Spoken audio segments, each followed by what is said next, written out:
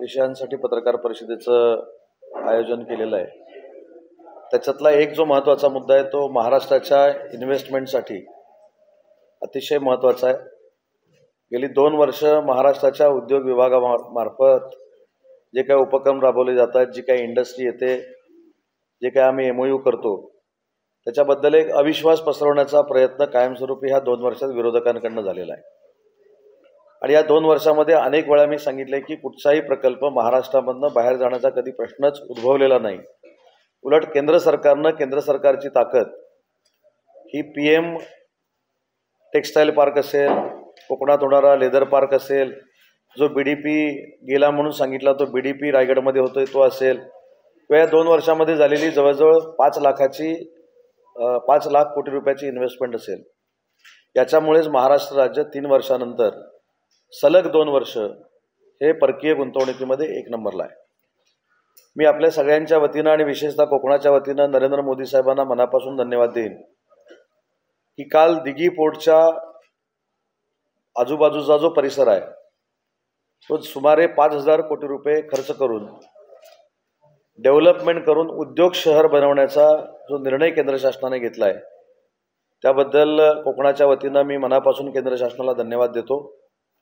प्राथमिक इन्व्हेस्टमेंट जी आहे या संपूर्ण औद्योगिक शहरामध्ये ती 38,000 कोटीची आहे आणि 38,000 कोटीच्या या इन्व्हेस्टमेंटमुळे 1,14,000 हे रोजगार त्या ठिकाणी उपलब्ध होणार आहेत।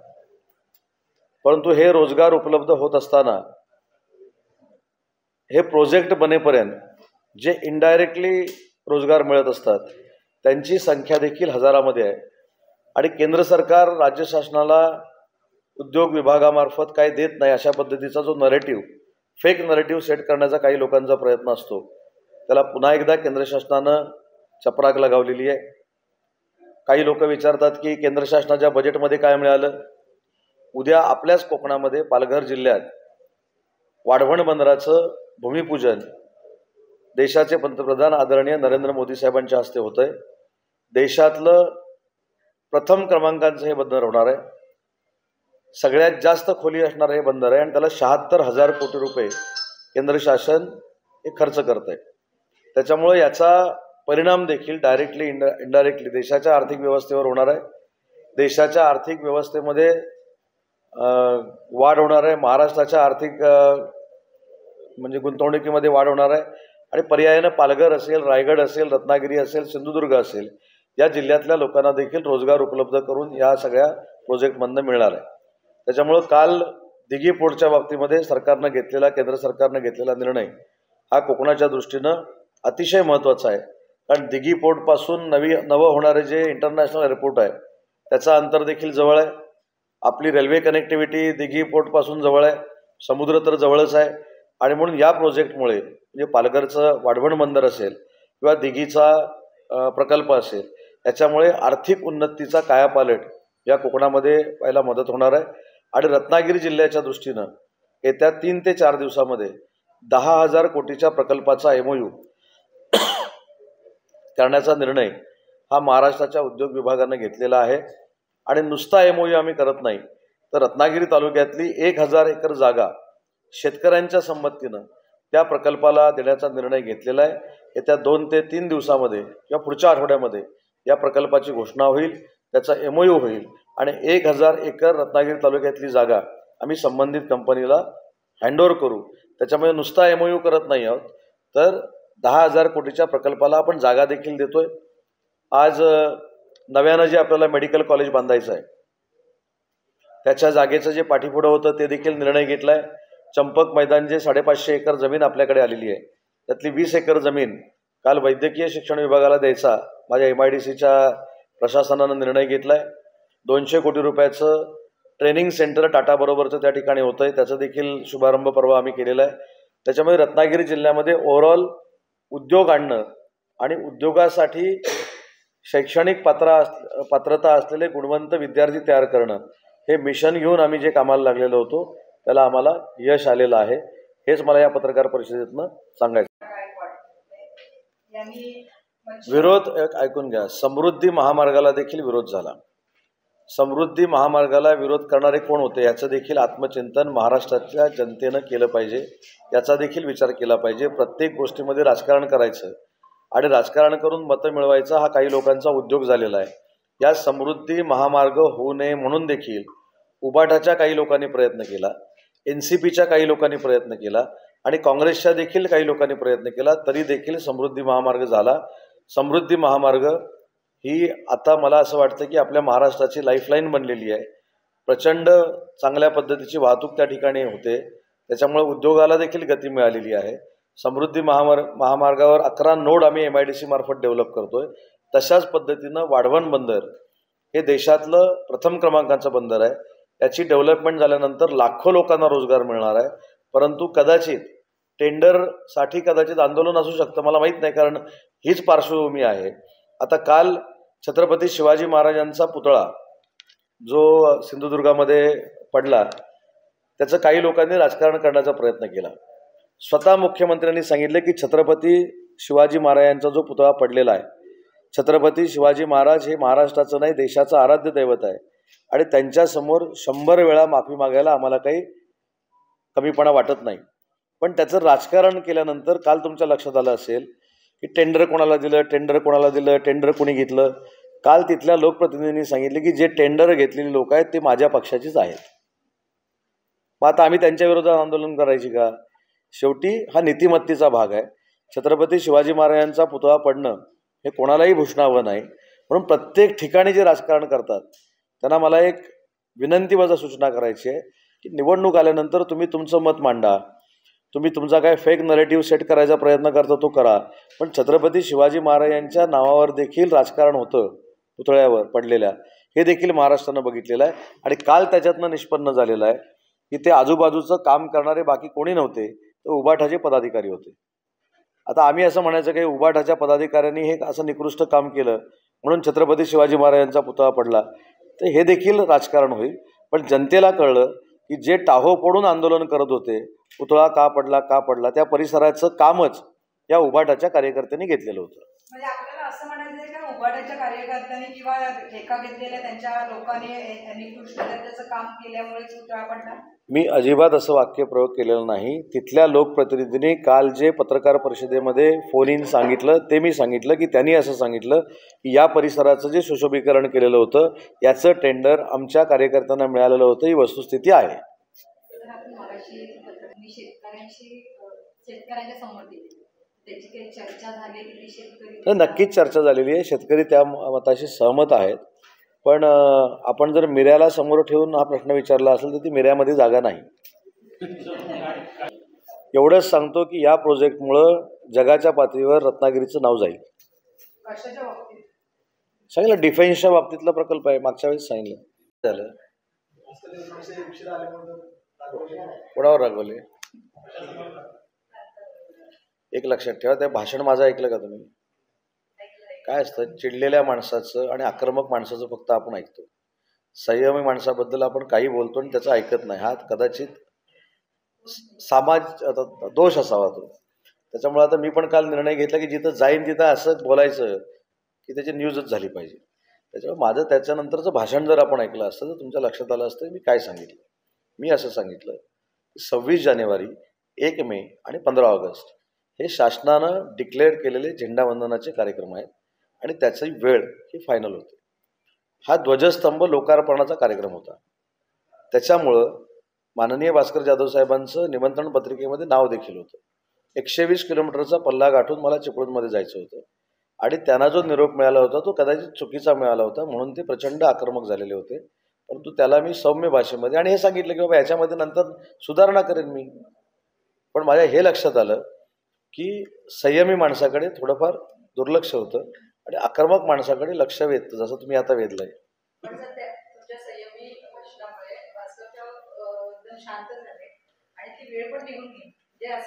नाही, त्यांचं चुकीचं होतं असं म्हणणंच नाही ना. प्रशासनाला 5 दिवसापूर्वी सांगून सुद्धा, हे बघा, मला जर त्यांचा अवमान करायचा असता तर कुठच्याही कार्यक्रमामध्ये त्यांचा फोटो टाकला नसता. बॅनर पण आपल्याला देतो मी, प्रत्येक कार्यक्रमात त्यांचा फोटो आहे, निमंत्रण पत्रिकेमध्ये नाव आहे. मी जरी त्यांच्या जागी असतो तर माझा पण हाच गैरसमज झाला असता की मला जाणीवपूर्वक डावललं जातंय का. पण त्यांनी जो मुद्दा मांडला झेंडावंदन आणि ध्वजस्तंभ लोकार्पण हे 2 विषय आहेत. त्याच्यामध्ये उशीर झाला. मी जाहीरपणानं माजी सैनिकांची आणि व्यासपीठावरच्या लोकांची दिलगिरी व्यक्त केली ना. मी मगाशी म्हणून एक उत्तर देताना सांगितलं की मी असा एक राजकारणी मला समजतो की माझ्यात मगरुरी आणि मस्ती नाही. तेच सांगते तुमच्या संयमी भाषणामुळे ते शांत झाले. झाले ना, मी त्यांना सांगितलं ना.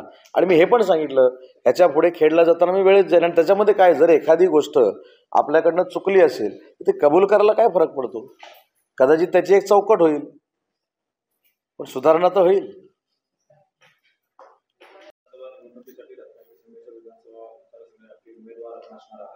तर एकंदरीत रत्नागिरीमध्ये पाहिलं तर एज्युकेशन हब होताना दिसतं. एकंदरीत विधानसभेच्या निवडणुकीसंदर्भात आपली काय आहे? मला थोडं असं सांगायचं की एज्युकेशनल हब होताना दिसतो याच्यापेक्षा एज्युकेशनल हब झालेला आहे. आपल्याकडे मेडिकल कॉलेज आहे, आपल्याकडे इंजिनिअरिंग कॉलेज आहे, आपल्याकडे टाटाचं स्किल सेंटर होतं आहे, आपल्याकडे स्किल सेंटर ऑलरेडी एक झालेलं आहे, आपल्याकडे संस्कृत विद्यापीठाचं उपकेंद्र आहे, आपल्याकडे डी फार्म आहे, आपल्याकडे बी फार्म आहे, आपल्याकडे एम फार्म आहे, आपल्याकडे मरीन इंजिनिअरिंग आहे, आपल्याकडे पॉलिटेक्निक आहे, आपल्याकडे ITI आहे आणि प्रायव्हेट कॉलेजेस तर आहेतच आहेत. त्याच्यामुळं व्हायच्या दिशेनं वाटचाल होण्यापेक्षा रत्नागिरी हा मुंबई पुण्यानंतरचा एज्युकेशनल हब आता बनलेला आहे. जवळजवळ 1,500 मुलं ही आता शिकत आहेत रत्नागिरी शहरामध्ये आणि हे करण्यामध्ये आम्ही यशस्वी झालो याचं मला मनापासून आनंद आहे. आपल्यासमोर एक प्रतिस्पर्धी उमेदवार शोधण्यासाठी उभाटा करून या ठिकाणी चाचपणी केली जाते. त्या संदर्भात लोकशाही आहे ना, प्रत्येकाच्या विरोधामध्ये लोकशाहीमध्ये उमेदवार उभा राहत असतो आणि मला असं वाटतं काय ठीक आहे, त्यांच्या मनात आलं मला बिनविरोध द्यायचं तर मला आनंदच आहे. पण लोकशाहीमध्ये ते शोधणारच आहेत उमेदवार, त्याच्यामध्ये मला वाईट वाटण्याचं काय कारण आहे. जिल्हा स्तरावरचा आहे, माझ्या मतदारसंघाच्या संदर्भात मर्यादित आहे. मी आपल्याला एक उद्याची निमंत्रण पत्रिका दिलेली आहे. उद्या सकाळी 11 वाजता माझ्या या 5 वर्षाच्या कारकिर्दीचा कार्य अहवालाचं प्रकाशन हे आपले ज्येष्ठ शास्त्रज्ञ मानवतावादी विचारवंत रघुनाथ माशेलकर साहेबांच्या उपस्थितीमध्ये, ज्येष्ठ समाजसेवक विकास आमटे यांच्या उपस्थितीमध्ये आणि सुप्रसिद्ध अभिनेते नाना पाटेकर यांच्या उपस्थितीमध्ये उद्या विद्या सावरकर नाट्यगृहामध्ये होतोय. मला आपल्याला देखील विनंती करायची आहे की आपण देखील त्या कार्यक्रमाला उपस्थित राहावं. उपस्थित राहून आपल्याला योग्य वाटलं तर प्रसिद्धी करावी. हे तिन्ही मंडळी येत आहेत, तर माझं आग्रहाचं निमंत्रण आहे उद्या आपण सगळ्यांनी त्या कार्यक्रमाला उपस्थित राहावं.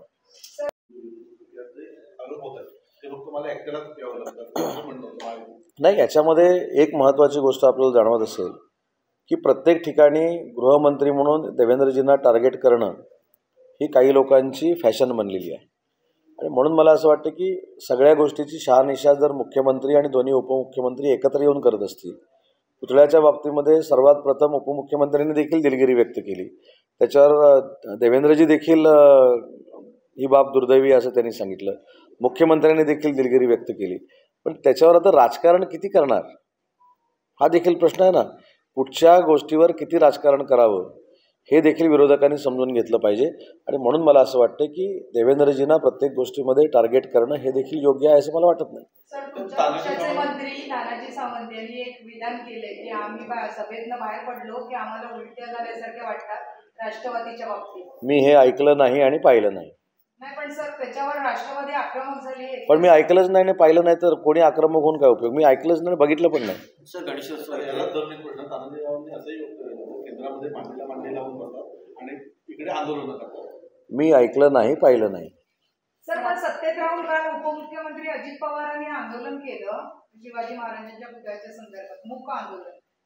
हे कितपत म्हणजे समाजापर्यंत काय संदेश जातो? मूक केलं ना, मग ते कुठं काय बोलले. सत्तेत राहून सुद्धा केलंय ना. प्रत्येकाला लोकशाहीमध्ये सत्तेत असताना देखील आपल्या भावना प्रकट करण्याचा अधिकार असल्यामुळं मूक आंदोलन त्यांनी जे केलेलं आहे त्या संदर्भामध्ये त्यांच्या पक्षाने घेतलेला तो निर्णय आहे. महायुतीचा उमेदवार म्हणून लढणार की शिंदे शिवसेनेचा स्वतंत्र उमेदवार? महायुतीचा उमेदवार. आधी पहिली गोष्ट माझी आपल्याला विनंती आहे, आम्ही शिंदे गट नाही आहोत.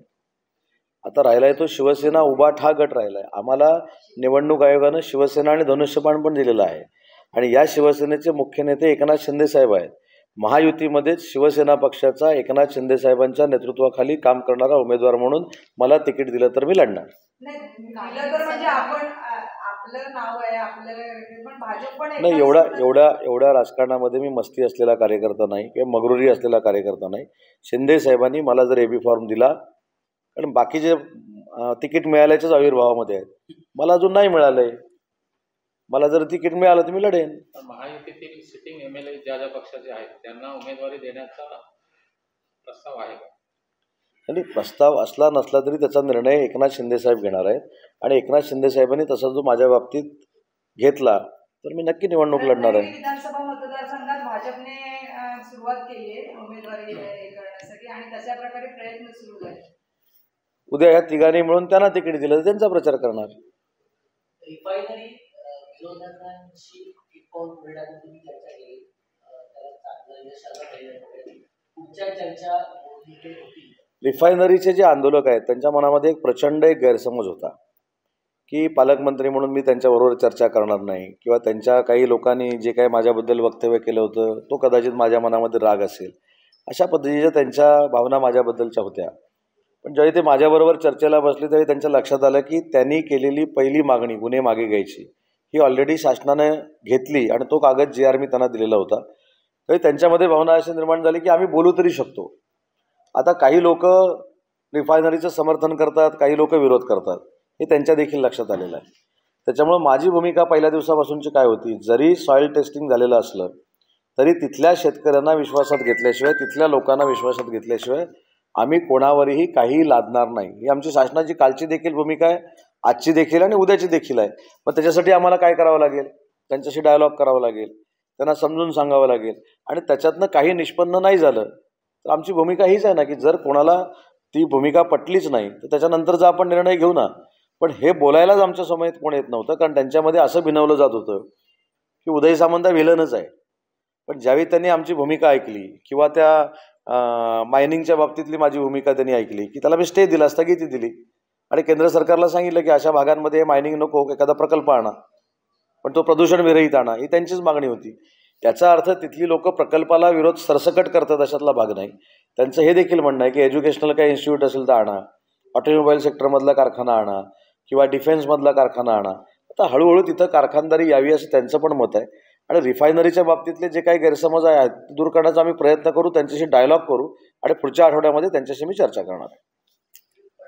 20-30 वर्षामध्ये रत्नागिरी जिल्ह्यात आलेल्या उद्योगांपेक्षा इथून घालवल्या गेलेल्या उद्योगांची पटीने जास्त आहे. त्यामुळे जिल्ह्याबद्दल उद्योजकांमध्ये वेगळा मेसेज दिलाय. ही परिस्थिती बदलेल का? ही वस्तुस्थिती एकदम खरी आहे. कारण उद्योगमंत्री म्हणून मी 2 वर्ष सातत्यानं रत्नागिरी जिल्ह्यामध्ये प्रकल्प यावेत, कारण मी उद्योगमंत्री आहे म्हणून प्रामाणिकपणाचा प्रयत्न केला, आणि त्याला आत्ता मला यश आलं.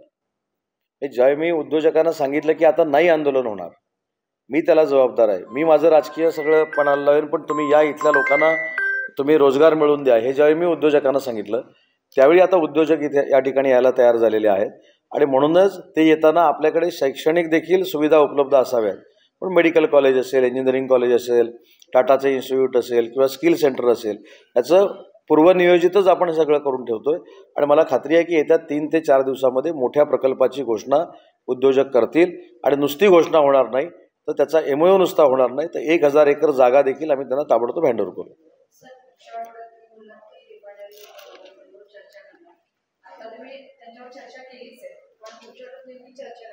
त्यांच्या मनामध्ये काय ऐकून घ्यायला पाहिजे ना. शेवटी लोकशाहीमध्ये त्यांनी त्यांच्यापैकी एखाद्या कोणीतरी म्हटलं असेल की पालकमंत्र्याला मी जाळून टाकणार, हे काय त्यांचं सांघिक मत नाही, हे त्यांनी मला सांगितलं ना.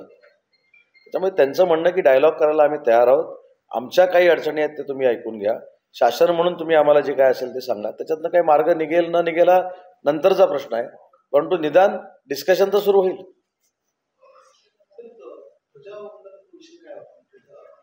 कसला काय झालं, कोणावर रागवले? एक लक्षात ठेवा, ते भाषण माझं ऐकलं का तुम्ही? ABP माझा, उघडा डोळे बघा नीट.